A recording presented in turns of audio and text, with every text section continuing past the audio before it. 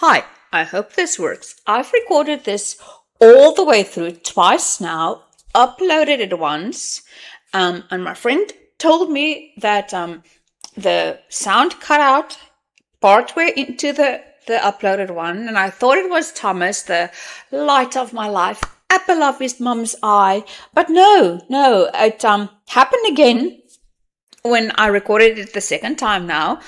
And though I really dislike hearing my own voice, I actually went back to see if my voice had recorded all the way through, and no, it crapped out again. I don't know how to fix this. I can't both see me, so I don't know what I'm look like as I'm recording this, and I don't see if the mic is working as I'm recording this, if I want to do the slideshow. I suppose smarter people are more tech savvy. I'm not. So I'm hoping this time, like third time's the charm, I've restarted everything again. Anyway, so welcome back to part 2, 38 minutes, hopefully for the last time. And we're counting down from 35 minutes, where Carson shows up to asking to see his patient, who is not in Atlantis, and he did not bring any gear with him, not even a stethoscope. So I don't know. He must have known it's going to be just a telephone consultation at that. I would also like to make a correction to something I said in an earlier video. Paul McGillen is not, in fact, Scottish. Well, he is and he isn't. He was born in Scotland as the 6th of 7 kids, but when he was 2 years old, his family moved to Canada. And I guess in that time, they and he got their Canadian citizenship, because although they went back to Scotland for a little while when he was a teenager, IMDb credits him as being a Canadian actor, not a Scottish Canadian, just Canadian. Anyway, Elizabeth tells him to go to the conference room because, Rodney just did the "don't call me, I'll call you" a peace out thing, with a little attitude and everything. And she also tells this guy to really shut down the alarm that's been going off. She tends to do that throughout the series, like get rid of the 10,000-year-old dead plants, turn off that alarm. It's a small thing, but it's continuous, and I like pointing those out to point out that the characters which is writers, actors, directors, I don't know where, but they don't forget who the characters are. They don't forget their little quirks. Like it's pretty annoying at times when someone's like, "Oh, this is their quirk," and they do it like twice and then it stops. Oh, remember for those of you who watched my thing on Stonehenge Apocalypse, it had the running joke. It's not an alien on the moon or Mars. I can't remember. It's a robot head. Like, it was a running joke for like 5 minutes, and then they forgot about it all the way until the end. Like, oh, remember the running joke that wasn't running? It was just limping along and somehow teleported to the end. Yeah, well, they don't do that here. Like, we're into the 3rd episode, 4th, depending on how you look at the rising, and we're still good on characterization. I also like that she tells this guy to keep in contact with the jumper, to keep the line open, meaning that Rodney, after he did this very like, "don't call me, I'll call you" attitude thing, Elizabeth's just like, nah, never mind. We'll just ignore everything he said about that. Anyway, we jump to the puddle jumper. No pun there intended. And we get this lovely view of the bug. And although this is a still, we do see it's inhaling and exhaling, and it's very well done. It's very creepy. And this is not my happy place. Like, I don't like bugs. Back in the old world, there is this bug called the Parktown prawn. If you had watched District 9, you would remember, or might not remember, but anyway, they call the aliens prawns, and it's not because South Africa has that much contact with actual prawns. Like it's very expensive and very few people is eating. Now they call them prawns because of the Parktown prawn, big bug. And I have to tell you, these big bugs, I think they're actually crickets, but they're unkillable. Their bodies are surprisingly rubbery, so you smish them and they just bounce back into shape again. It's really terrible. Like it's I suppose it's a very hardened carapace and bouncy rubbery insides. Anyway, yeah, my bug vocabulary is low. But look at this is a Parktown prawn eating a carrot. Like these things are really big and they fly. Did I mention it? There's some point where they kind of fly. But anyway, I really hope that Joe Flanagan had like enough alcohol or sedatives or at least money to get him through this episode.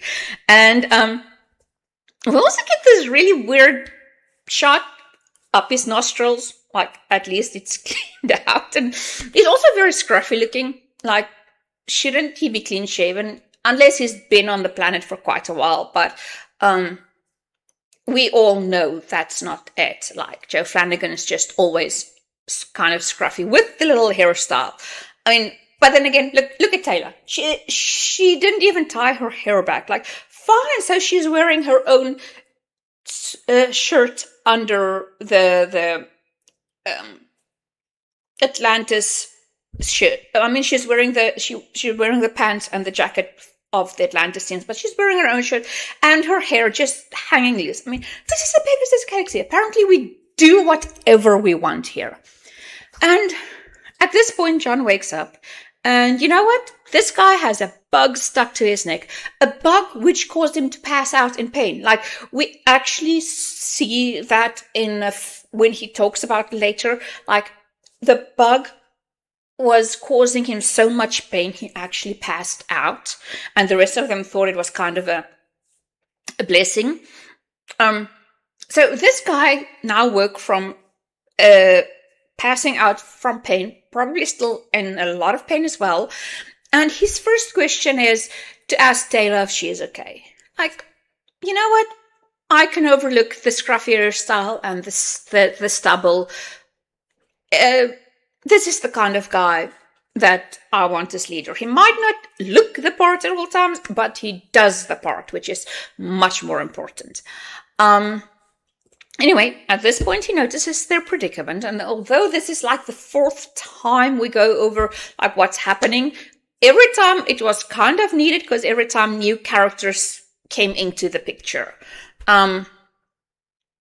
Anyway, this time it's John. No, it's again Ford that gives us a bit of a flashback, and he tells them that the drive pods must have been damaged as they were taking off from the planet, because as they were taking off, the Wraith were shooting at them. And we also see, this is the back of the puddle jumper, as they were taking off from the planet, that John already had the bug on him. In the chronology of the episode, we haven't seen where John got the bug yet, but now we can see that he picked it up at the planet. So it's not a space bug. It wasn't waiting in the jumper. It was something he picked up on the planet. And back in the present, Rodney actually asks John if he knows of a way to manually retract the drive pods, and John tells him the mechanism is inside the event horizon, demolecularized inside the puddle. There's no way for it to reach for it, because the moment their hands go through, it gets demolecularized. That's not an easy word to say. And back in at 31 minutes, back at Atlantis, we see just three of the four scientists in the conference room where Elizabeth and Carson now join them. First, Peter Groden, who we already know, Simpson, the woman, and Peter Kavanagh. Oh, Kavanagh. I actually saw a guy once in the supermarket who could have been his his doppelganger. Oh, I mean, it was his doppelganger, I suppose. He had the same hairstyle, the same the horrible little ponytail with the undercut, which does not work for this guy. The same kind of faux military outfit, dog tags. I don't know where he got dog tags. He was definitely never in the army. Anyway, I wanted to take pictures of him, but that would have been more creepy than even I am. So anyway, Kavanaugh is the voice of pessimism in this episode. And he says they do not have enough time to figure it out before everything goes pear-shaped. And Carson, bless his heart, he asks them if they can't just, if the guys at the back of the jumper, John, Taylor, Rodney, and Ford can just step through the event horizon, and then they would rematerialize once the gate shuts off. And we are shown often enough that Carson is really smart. I mean, he is a fantastic doctor. He is a magnificent geneticist. I mean, he's the one who came up with the ATA gene therapy, gene treatment. So that's all on him. But he has a very big blind spot when it comes to gate operations, to the gate technology. And the knowledge we also have is like storytelling knowledge, but he doesn't even have that. So anyway, Peter Groden explains that the Stargate only transmits matter in discrete units. The ship cannot materialize until the whole ship has crossed into the event horizon, which, I mean, it's a good explanation, in-universe explanation. It occurred to me earlier that if, I don't know how the gate decides what's a discrete unit. I mean, they do at some point in SG1 explain that it reads certain pressures so that it doesn't transmit atmosphere back and forth. So you have to apply some pressure to actually be in the gate, to enter into the gate. But I don't know how it reads something as a discrete unit, as Peter said. I suppose that would make for a very good, but pretty horrific episode or movie of how the ancients, the Atlanteans, experimented with the gate, and like the first few things, like it didn't read discrete units, so it like dematerialized stuff and started rematerializing them, and somewhere in the middle you just got the skin on this side and the back of the head on this side, kind of like what was it, Kowalski, but just grosser because some of it got sent through already. Yeah, I would watch that. Okay. Anyway, Peter continues in this line, not talking about the horror movie aspects, but he keeps on spewing some science babble, confusing poor Carson. And Elizabeth is the one who, in the end, has to translate for him that the gate only sends things through in one piece. But that doesn't stop Peter. He still continues on explaining. And he does remark that at this point, if the gate shuts down, Markham and Stackhouse will basically cease to exist, while the rest of the guys in the back will be exposed to hard space. I don't know if there's such a thing as soft space. I'm not going to Google it. It's a weird term. It feels fancy. It probably isn't. I do, however, really love the fact that the series, all throughout the series, considers their, and not so much in SG1, but Atlantis at least, has some reverence for characters being people. The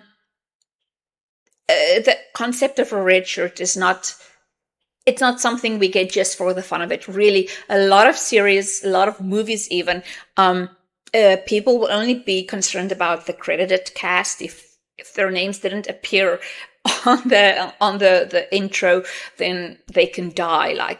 But throughout the series, we do get that people are constantly concerned about other characters. Like, they're not just characters filling the background; they are people. Yeah, we do get red shirts as far as that people sacrifice themselves or die. We see that in Grace Under Pressure and the Defiant one. But it's not as obvious. Like, in this episode, they really do consider Markham and Stackhouse people who need to be saved. They need to be saved as much as the team needs to be saved. It's at this point where Simpson says they might try closing the bulkhead doors so that the back of the jumper is cut off from the front, which will make it a bit of a life raft. It won't last long. And I love how Elizabeth, unlike Carson, is allowed to figure out what she's trying to say, which is something I suppose you want in a leader and don't need in a doctor. You don't need the doctor to know everything about space. Like, as long as he can cure anything, that's fine. But your leader, she probably should grasp concepts quickly, which they do, which Elizabeth does. And so even though they will not have lots of time in the back of the jumper when the front is cut off, maybe they can send help through later, or immediately help through. I don't know what's going to do, because at this point we haven't seen Grace Under Pressure, so they don't have this extension of the shields yet. But anyway, I mean, it's an idea. It's the best they've got. Of course, Kavanaugh couldn't just shut up. It would have helped if he had just shut up, but no, he has to be Mr. Pessimistic at this point again. Kind of annoying everyone. And then we cut to the jumper, and Rodney comes to the same conclusion as Simpson does, and he closes the bay doors a second before Peter contacts him, plunging the jumper into darkness. And seeing as he has way too vivid an imagination, he has a mini meltdown. Like, Rodney he might have had a bit of character growth, but he's still Rodney. And he is not happy about the prospect of dying in space. So maybe he shouldn't have gone to Atlantis? I don't know. He seems like an unlikely candidate for space travel. Like, you'd think it would all be a bunch of jarhead type of guys, but no. Anyway, immediately John, who still has a bug slowly killing him attached to his, tells Rodney to stop freaking out and use his brain. And he too hasn't forgotten about Markham and Stackhouse, and he tells Rodney the main thing that he should be worried about is not to just save the four of them in the back, but to get the entire jumper back to Atlantis. I suppose they could have tried to put it, there wouldn't have been a way to it's not like a plug, you can't push it out anyway. He tells Rodney to cool it and use his brain. And at this point, Rodney wonders if they can't retract the pods manually, not with a manual lever, but this time using the technology, the crystal pathways. And he opens the crystal control panel. Taylor tries to make John a bit more comfortable, and he tells her the pain isn't as bad as before, but this of course isn't a good thing, as that means he has either suffered nerve damage or the bug is releasing some kind of nerve-numbing toxin, because he can't even feel his feet. He actually tells them that if they don't get the bug off of him, he definitely has even less time than they do. And back in Atlantis, we come to one of my all-time favorite scenes, and hubby and I still quote this to one another often. Anyway, there were supposed to be 4 scientists in the control room, but we only saw 3 of them, because the 4th, Zelenka, the little Czech guy whose name Rodney could never remember. Well, he didn't even bother going to the control room or the conference room. In fact, he didn't even bother telling Elizabeth where he's going. He and his little team just, I see there's a Russian on his team. Yeah, times have changed. Anyway, they set off to the another jumper, and he's trying to do the same thing Rodney is now trying to do, but he's obviously been at it for a while now. And again, as I said, he didn't even tell Elizabeth what he was doing, so she had to come down all the way to the jumper room to ask him what he's doing, and he explains to her. And she asks him, is there anything she can do to help? And his only reaction is, stop talking, please.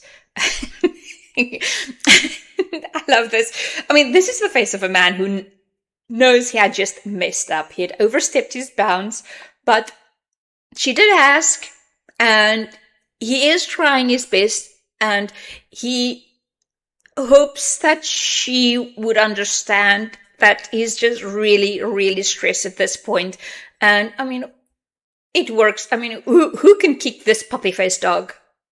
This puppy dog face when it's down. Sorry.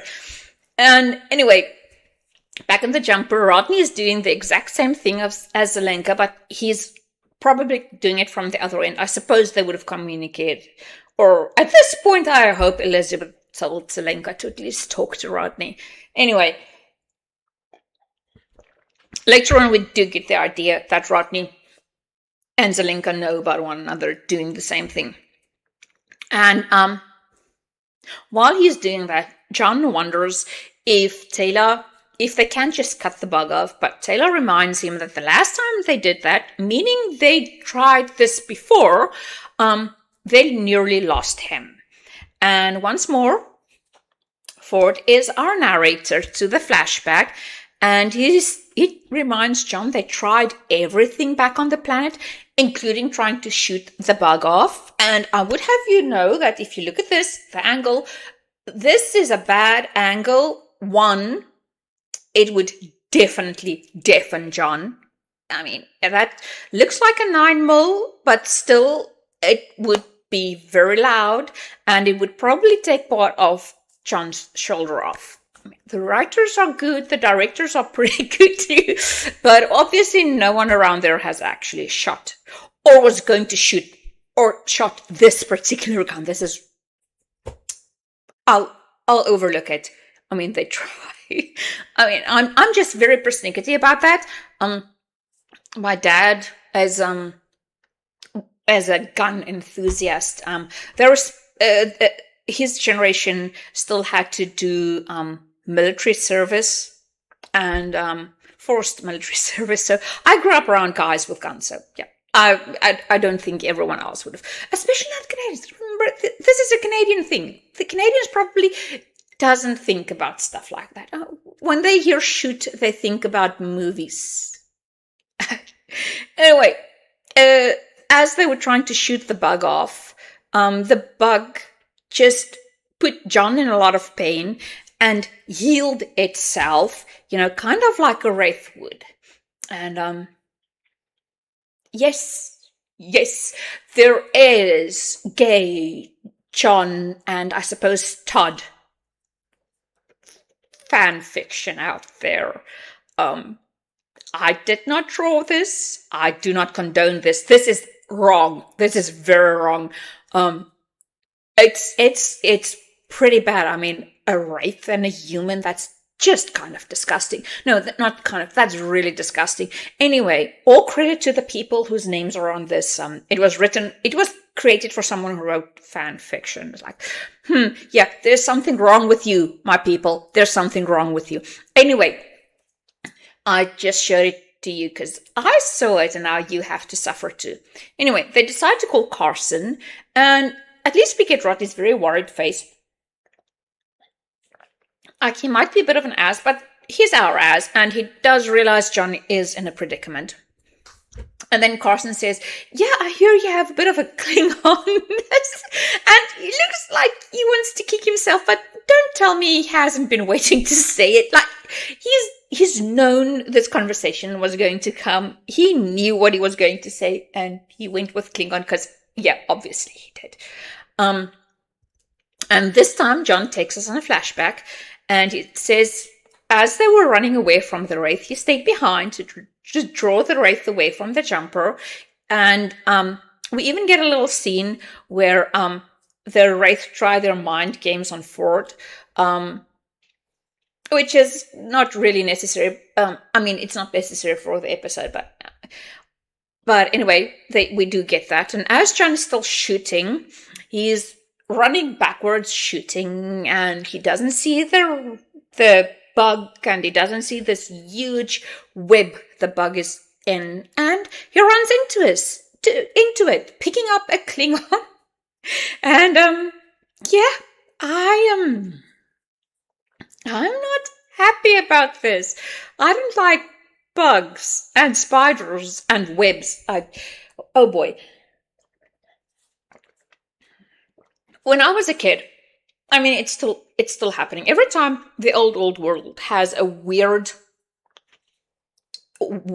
season, a weird bugs sprout. One year it was we call them burn bugs, as in they're hairy, and if you touch them, they burn your hand.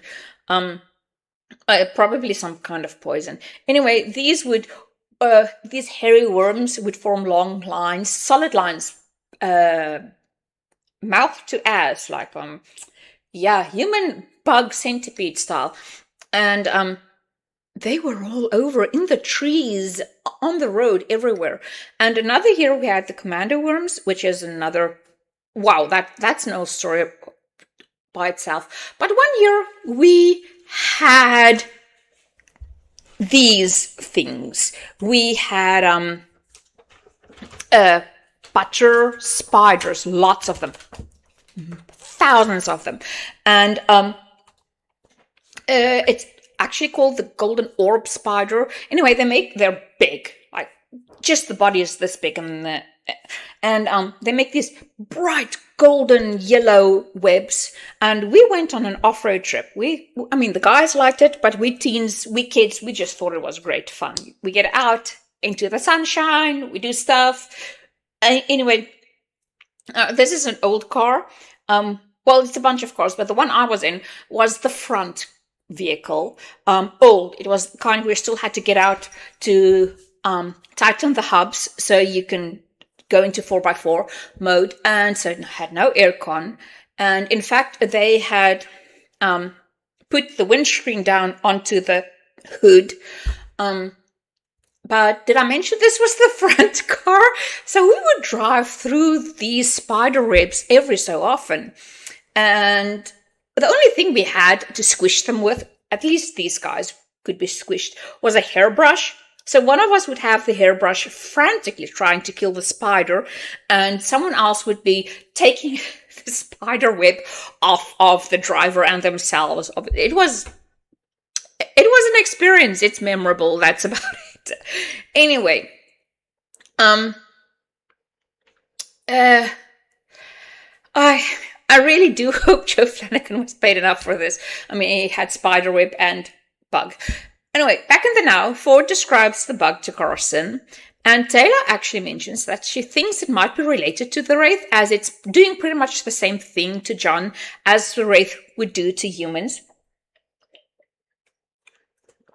Rodney is the first to float the idea that the Wraith and the bugs might have similar evolutionary paths, or have evolved, or have divergent evolutionary paths that at one point had the same bug at the core, like they might be related. Anyway, after a bit of back and forth on what they did to try to get the bug off, Carson's like, son, you don't burn a leech. You pour salt on it. So I suppose at this point they want to try and do something else, chemically take it off. I don't know actually if salt water makes a leech let go. I do know it doesn't work for ticks, and it doesn't really work for Erastus bugs either.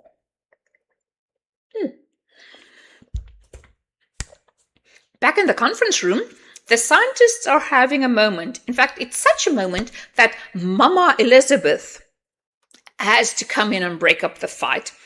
And the fight has to do with Kavanaugh saying that if the jumper might be damaged and messing with it could cause a problem. And Simpson explains that there is a minimum chance that the thing might explode. And as it passes through the gate, the exploding bits of puddle jumper and bits would impact the gate room. And I have to say, Elizabeth does listen to Kavanaugh's objections. She hears them out, but then she concedes to the rest of the scientists, saying it's a minimal chance. And Kavanaugh isn't happy. I mean, instead of shutting up, he speaks again, and at this point Elizabeth has had enough of him, and she tells him to worry a bit more about their lives, the people on the puddle jumper, and less about his own ass. And yeah, Bri isn't happy. But then again, he was probably born unhappy, so that's nothing new. And as if this